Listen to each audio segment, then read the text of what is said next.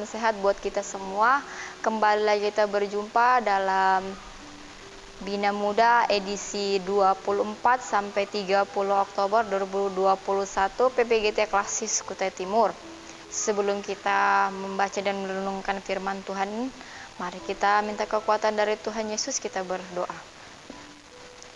Terima kasih ya Bapa, terima kasih ya Tuhan Yesus, terima kasih Roh Kudus atas penyertaan-Mu sepanjang kehidupan kami, di mana ya Bapa pada hari ini, lewat kesempatan hari ini, Engkau memberikan kami kesempatan untuk menyampaikan dan merenungkan firman-Mu melalui edisi mingguan PPGT Klasis Kutai Timur. Hari ini ya Bapa, Engkau pakai hamba-Mu, Engkau pakai anak-Mu ya Tuhan, agar dapat berkata-kata seturut sesuai kehendak-Mu ya Tuhan Yesus, karena tanpa bantuan dan uluran kasih sayang-Mu ya Bapa, hamba tidak bisa berbuat apa-apa. Oleh karena itu ya Bapa, hamba minta pertolongan yang berasal daripada-Mu. Terima kasih ya Bapa, terima kasih ya Tuhan Yesus, hadirlah dan kuasai tempat ini dengan Roh Kudus. Hanya di dalam nama-Mu ya Tuhan Yesus kami sudah berdoa dan mengucap syukur. Amin. Pembacaan kita pada hari ini terambil dari Ibrani 7 ayatnya yang ke-26 sampai ayatnya yang ke-28. Dan saya akan membacakannya untuk kita semua dari Ibrani 7 ayatnya ke-26 sampai ayatnya yang ke-28 dengan judul Kristus adalah iman yang lebih tinggi daripada Harun. Ayatnya yang ke-26, sebab imam besar yang demikianlah yang kita perlukan, yaitu yang saleh, tanpa salah, tanpa noda, yang terpisah dari orang-orang berdosa, dan lebih tinggi daripada tingkat-tingkat sorga, yang tidak seperti imam-imam besar lain yang setiap hari harus mempersembahkan korban untuk dosanya sendiri dan sesudah itu barulah untuk dosa umatnya. Sebab hal itu telah dilakukannya satu kali untuk selama-lamanya ketika ia mempersembahkan dirinya sendiri sebagai korban. Sebab hukum Taurat menempatkan orang-orang yang diliputi kelemahan menjadi imam besar, tetapi sumpah yang diucapkan kemudian daripada hukum Taurat menempatkan anak yang telah menjadi sempurna sampai selama-lamanya. Amin.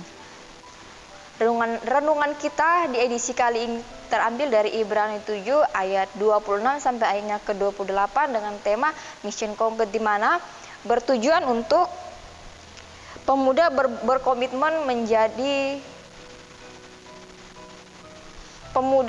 dengan tujuan pemuda berkomitmen menjadi imam Tuhan yang diberi kuasa untuk melihat keselamatan yang kekal. Artinya di mana bahwa di ayat 26 sampai ayatnya ke-28 di mana membahas mengenai imam besar yang benar dan sempurna di hadapan Allah.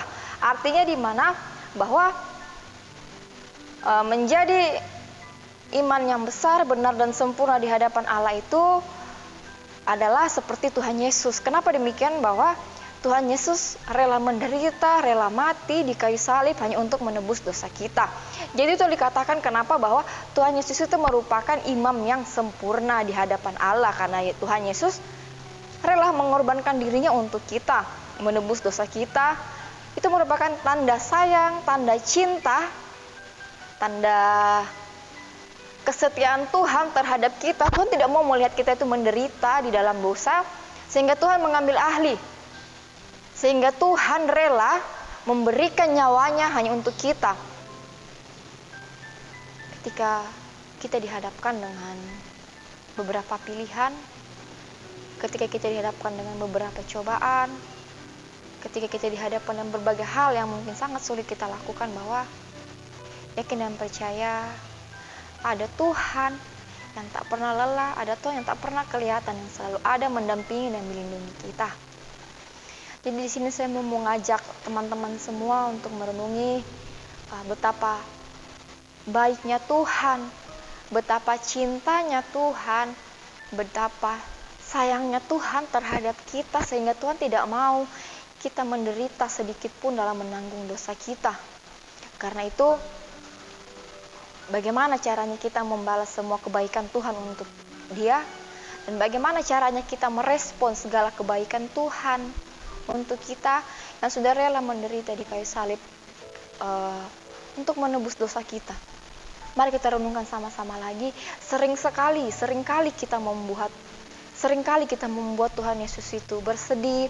Seringkali kita membuat Tuhan Yesus itu kecewa dengan tingkah laku perbuatan kita. Akhirnya kita tidak pernah membayangkan gimana perjuangan Tuhan Yesus untuk kita, gimana setianya Tuhan sama kita. Bahkan di luar sana, tanpa kita sadari, banyak teman-teman kita, banyak bahkan keluarga-keluarga kita yang sering menjual Tuhan, yang sehingga membuat Tuhan itu sakit hati, membuat Tuhan itu kecewa dengan kita. Di sini saya mau mengajak teman-teman semua, gimana caranya kita mau membalas kesetiaan Tuhan, gimana caranya kita mau berbagi kasih dengan Tuhan, mengubah kesedihan Tuhan itu menjadi kebahagiaan. Cukup dengan cara yang paling sederhana adalah menerapkan kasih pada sesama. Ketika kita telah menerapkan kasih dalam kehidupan kita, yakin dan percaya bahwa kesedihan Tuhan, kekecewaan Tuhan itu akan berubah menjadi kebahagiaan. Karena Tuhan mau kita sebagai anaknya, Tuhan mau kita sebagai generasi-generasi gereja penerusnya, Tuhan mau kita menjadi saksi-saksi, Tuhan mau pakai kita sebagai alatnya, sebagai sumber kasih terhadap sesama. Baik, sejauh ini pembacaan firman kita yang telah kita dengarkan bersama-sama, kiranya firman yang baru saja kita dengarkan, kita renungkan, bisa menjadi pedoman dalam kehidupan kita sehari-hari, dalam menjalankan segala kehidupan kita. Demikianlah renungan kita pada hari ini. Shalom dan terima kasih. Sampai berjumpa lagi di edisi renungan mingguan selanjutnya. Sebelum kita mengakhirinya, mari kita berdoa. Sebelum kita menutup dan mengakhirinya, mari kita minta pertolongan dari Tuhan Yesus. Kita berdoa. Terima kasih Bapa, terima kasih ya Tuhan atas penyertaan-Mu yang Kau berikan kepada kami semua, sehingga melalui renungan edisi kali ini ya Bapa, Engkau percayakan anak-Mu, Engkau percayakan hamba-Mu ini untuk berkata-kata menyampaikan sebagian dari firman-Mu. Biarlah firman-Mu yang baru saja kami dengarkan, yang kami dengarkan bersama-sama ya Tuhan Yesus, bisa kami pergunakan dan bisa kami jadikan pedoman dalam kehidupan kami sehari-hari. Tuhan Yesus, hadirlah sebagai Roh Kudus dalam kehidupan kami masing-masing. Curahkanlah ya Tuhan kasih sayang-Mu, penyertaan-Mu dalam kehidupan kami sehari-hari. Terima kasih ya Bapa untuk nafas kehidupan yang sampai saat ini masih Engkau berikan untuk kami.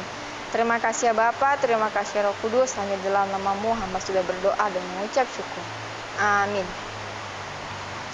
Demikianlah renungan kita pada saat ini, sampai bertemu di renungan edisi selanjutnya.